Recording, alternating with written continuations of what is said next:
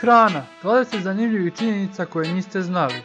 Činjenica broj 1. Piletina sadrži 266% više masti nego što je to bilo pre 40 godina. Činjenica broj 2. Kokosova voda se može koristiti u hitnim slučajevima kao zamena za krvnu plazmu. Činjenica broj 3. Med je jedina hrana koja nikada ne propada. Može trajati čak 3000 godina. Činjenica broj 4. Osim majčinog mlijeka ne postoji ni jedna hrana koja može pružiti sve nutrijente koji su potrebni ljudima.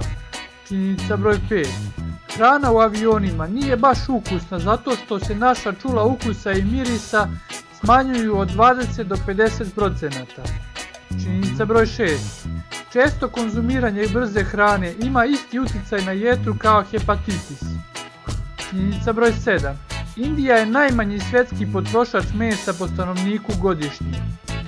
Činjenica broj 8. U Japanu možete kupiti sladoled sa ukusom jegulje.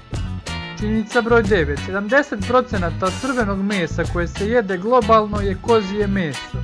Činjenica broj 10. Od 2015. godine bacanje hrane u Sijetlu je ilegalno. Činjenica broj 11. Zbog hrane ljudi ubiju 1776 životinja svake sekunde. Činjenica broj 12. Prema studiji iz 2015. godine ljudi koji jedu ljutu hranu imaju tendenciju da duže žive. Činjenica broj 13. Australijanci su najveći svjetski potrošači mesa, a ta potrošnja iznosi oko 100 kg po stanovniku godišnje. Činjenica broj 14. Previše mesa u ishrani može ubrzati vaše biološko starenje. Činjenica broj 15. Možete upržiti jaje na vrelom trotoaru na oko 70 stepeni. Činjenica broj 16. Supa od pirana je popularni afrodizijak u Brazilu.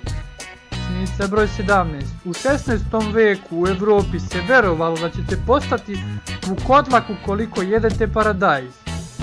Činjenica broj 18.